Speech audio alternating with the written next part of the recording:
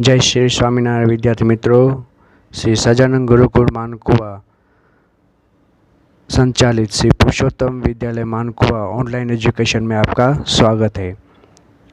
आज हम कक्षा 9 विषय हिंदी उसमें एक व्याकरण का टॉपिक पढ़ेंगे जिनका नाम है संधि। संधि किसे कहते हैं, ये अक्सर एक मार्क में पूछा जाता है।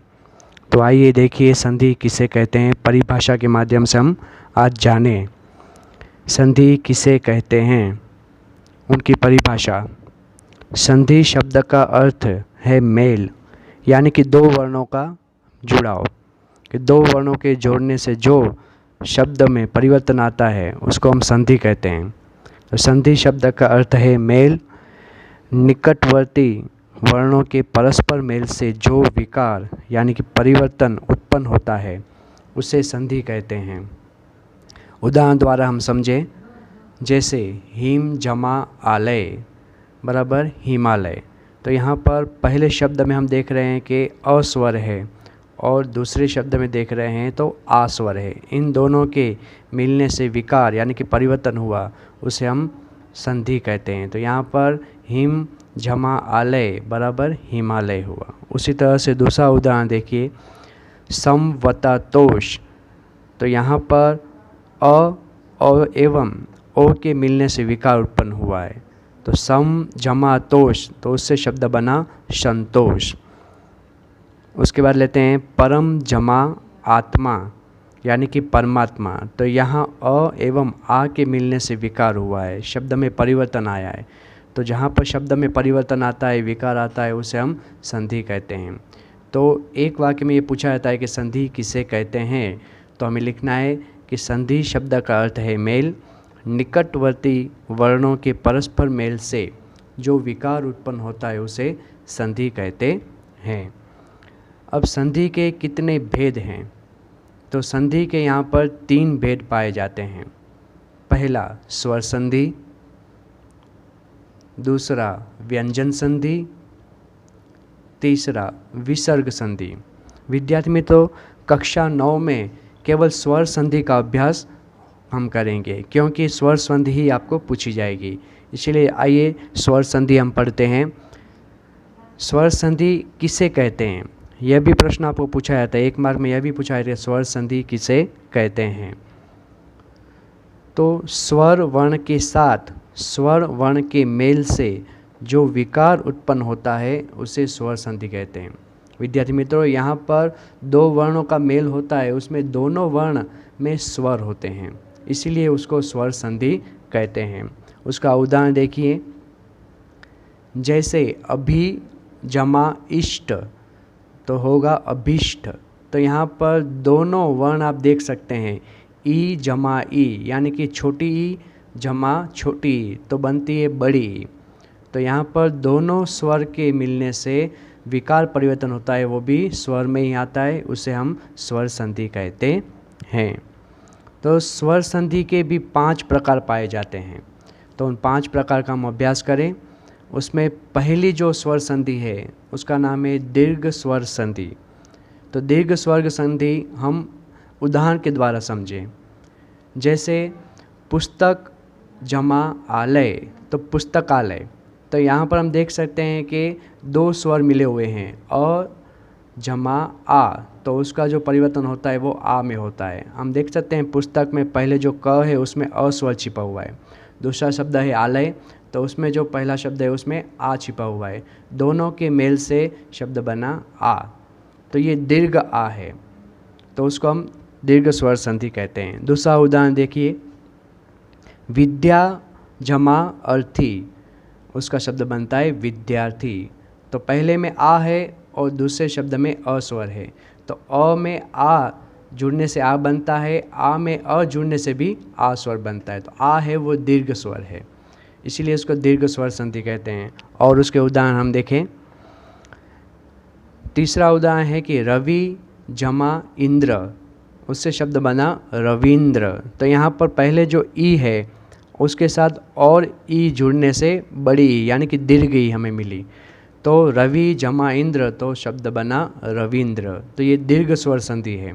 दीर्घ स्वर संधि में आ, बड़ी ई, बड़ा ऊ जैसे स्वर आते हैं, इसलिए उसको दीर्घ स्वर संधि कहते हैं।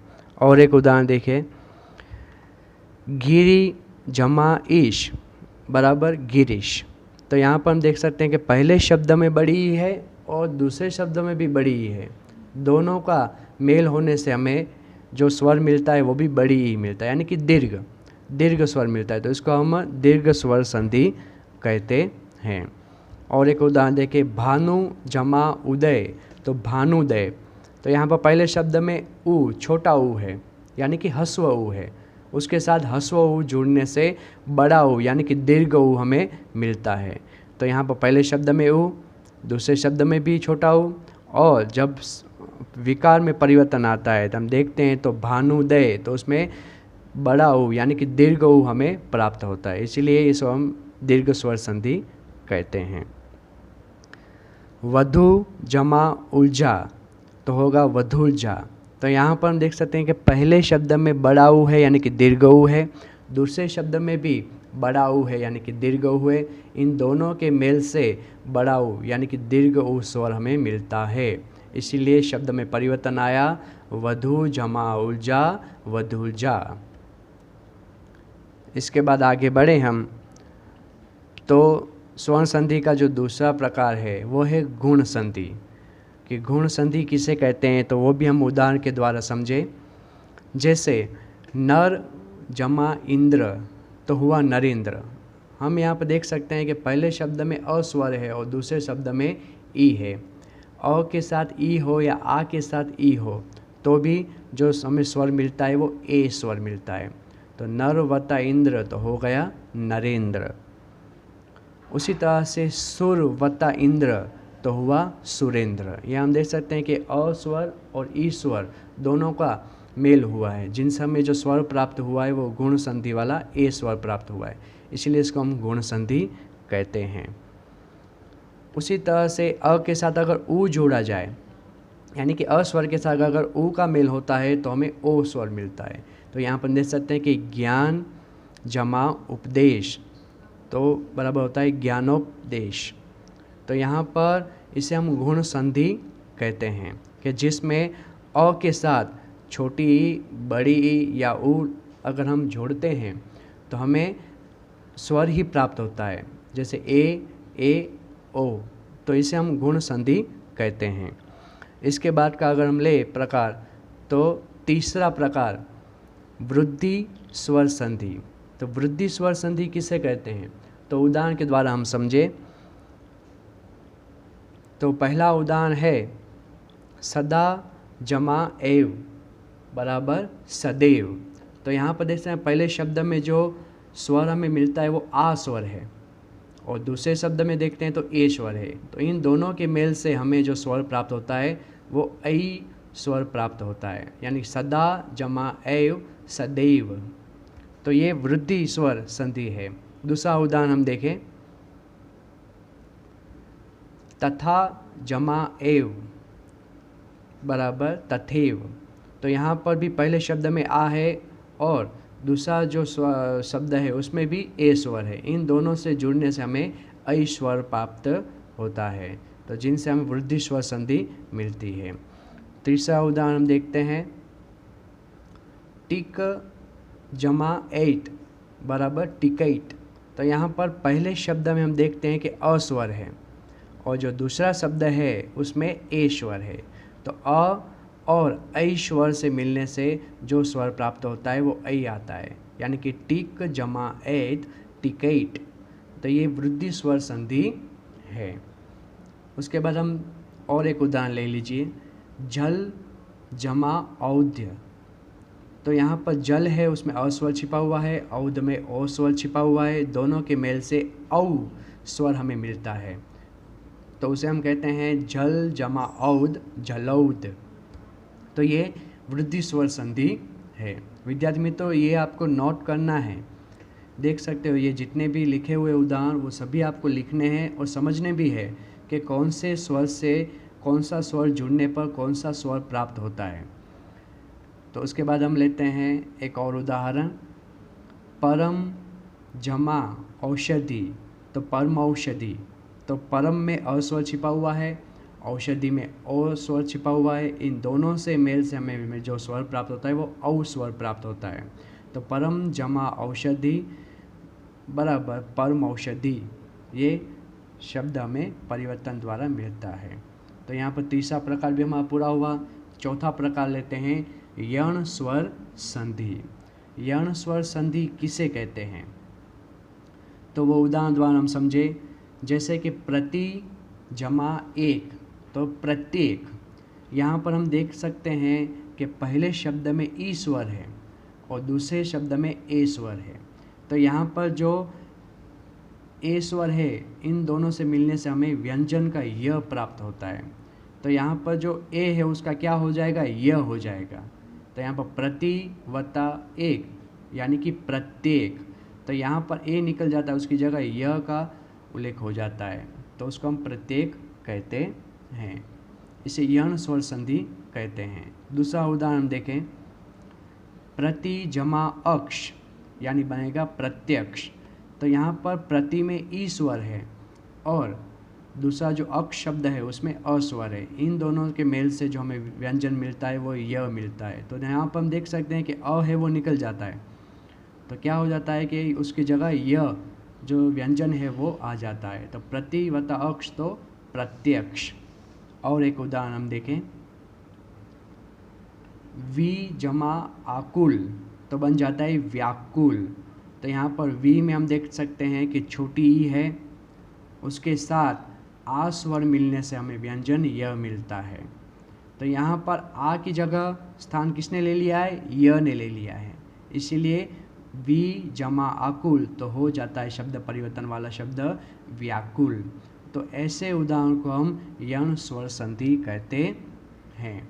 और एक उदाहरण देख लेते हैं, अनु जमा एषण, तो उसका बन जाता है अन्वेषण।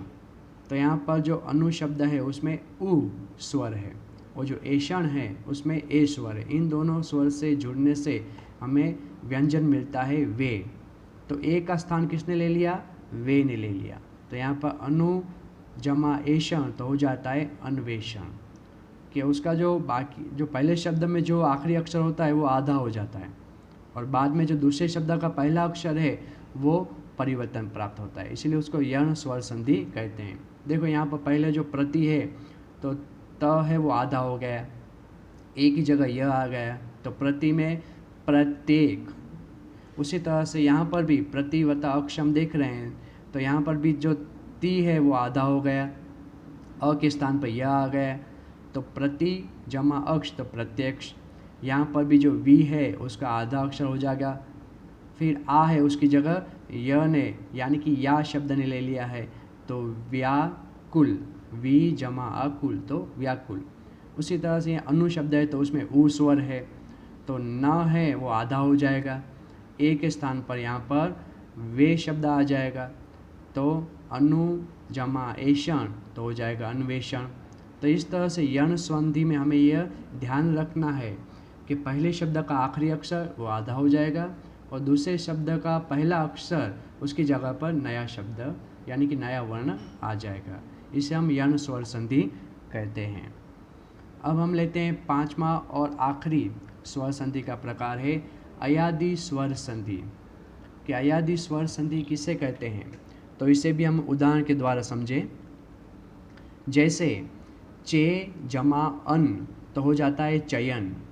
तो यहाँ पर भी हम देख सकते हैं कि पहला जो अक्षर है उसमें कौन सा स्वर छिपा हुआ है, तो उसमें ए स्वर छिपा हुआ है। उसके साथ दूसरा शब्द है जो जोड़ने में है उसमें कौन सा स्वर छिपा हुआ है, तो उसमें अ स्वर छिपा हुआ है। इन दोनों स्वर के जोड़ने से हमें जो शब्द मिलता है वो अय शब्द मिलता है, यानी कि अन की जगह पर हमें क्या उपयोग करना पड़ेगा, अय उपयोग करना पड़ेगा। तो यहाँ पर हो जाएगा चयन, कि अ तो है और य का उपयोग करें तो चयन हो जाएगा। तो पहला अक्षर है वो अ में आ जाएगा और बाद में अ के स्थान पर य आ जाएगा, तो हो जाएगा चे जमा अन तो चयन। दूसरा उदाहरण हम ले तो पो जमा अन, तो उसका जो परिवर्तन वाला जो शब्द मिलेगा पवन। तो इसमें पहला जो अक्षर है उसमें ओ स्वर है और जो दूसरा अक्षर है उसमें अ स्वर है। इन दोनों स्वरों के जोड़ने से हमें जो शब्द मिलता है वो अव शब्द मिलता है, यानी कि जो पहला है वो प में से हो जाएगा प, और दूसरा जो अ के स्थान पर आ जाएगा व, तो हो जाएगा पवन। तो यहाँ पर हम देख सकते हैं ऐसे संधि को हम अयादि स्वर संधि कहते हैं। तीसरा उदाहरण भी हम ले लें कि नई वत्ता अक बराबर नायक। तो यहाँ पर जो पहला अक्षर है नई, उसमें कौन सा स्वर छिपा हुआ है? देखो यहाँ पर मैं यहाँ पर पॉइंटर के द्वारा आपको बता रहा हूँ कौन सा स्वर छिपा हुआ है, ऐ स्वर छिपा हुआ है। और दूसरे शब्द में कौन सा स्वर छिपा हुआ है? तो अ स्वर छिपा हुआ है। इन दोनों के जुड़ने से हमें जो शब्द मिलता है आय, इसका उपयोग होता है। तो यहाँ पर पहले जो शब्द है अक्षर है नहीं है, उसका हो जाएगा ना, यानी कि क्योंकि यहाँ पर आय मिलता शब्द, तो आ है तो ना का हो जाएगा ना। और फिर दूसरा शब्द है अक, तो उसकी जगह अ की जगह पर क्या आ जाएगा? य शब्द आ जाएगा, तो अक का हो जाएगा यक, यानी कि नायक। तो इस तरह से दो वर्णों के मेल से जो परिवर्तन वाला जो शब्द हमें मिलता है उसको हम संधि कहते हैं, और अगर इस तरह से अगर परिवर्तन होता है तो उसको हम अयादि स्वर संधि कहते हैं। और एक उदाहरण हम ले लेते हैं कि गई जमा ईका, तो गायिका।